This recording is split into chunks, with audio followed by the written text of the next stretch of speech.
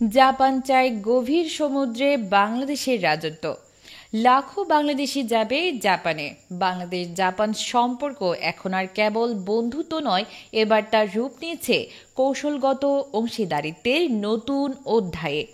মঙ্গলবার দিবাগত রাতে হজরত শাহজালাল আন্তর্জাতিক বিমানবন্দর থেকে বিমান বাংলাদেশ এয়ারলাইন্সের একটি বিশেষ ফ্লাইটে টোকিওর উদ্দেশ্যে যাত্রা করেন প্রধান উপদেষ্টা ডক্টর মোহাম্মদ ইউনূস। এই সফরের মধ্য দিয়েই শুরু হয়েছে দুই দেশের মধ্যে গভীর সমুদ্র অর্থনীতি ও মানব সম্পদ কেন্দ্রিক নতুন যুগ। বিশ্লেষকরা বলছেন, এই সফর বাংলাদেশের ইতিহাসে একটি টার্নিং পয়েন্ট হয়ে থাকবে। 4 দিনের এই গুরুত্বপূর্ণ সফরে সই হচ্ছে 7টি সমঝোতা স্মারক, যার মধ্যে উল্লেখযোগ্য হচ্ছে বাংলাদেশ থেকে লাখো জনশক্তি নেওয়ার পরিকল্পনা, যা দেশের শ্রম বাজারে এক বিশাল সম্ভাবনা তৈরি করবে। গভীর সমুদ্র বন্দর নিয়ে জাপানের দীর্ঘমেয়াদী অর্থনৈতিক কৌশল, যাতে বাংলাদেশ হতে পারে ভারত মহাসাগরীয় অঞ্চলের গুরুত্বপূর্ণ নৌ যোগাযোগ কেন্দ্র।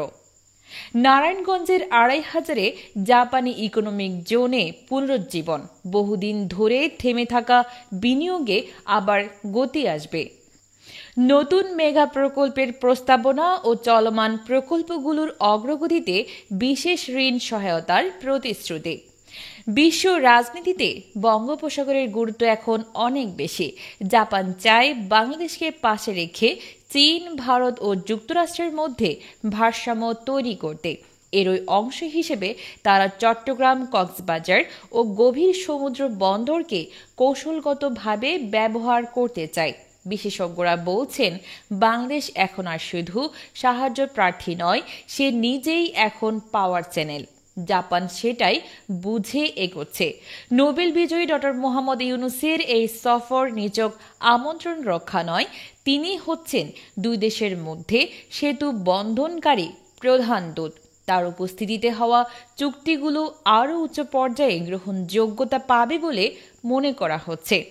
এই সফরের মাধ্যমে বাংলাদেশ একদিকে যেমন জনশক্তির রপ্তানির নতুন দিগন্ত খুলবে, অন্যদিকে বঙ্গোপসাগরের গভীর সমুদ্রে কৌশলগত আধিপত্য প্রতিষ্ঠার দিকেও এগোবে।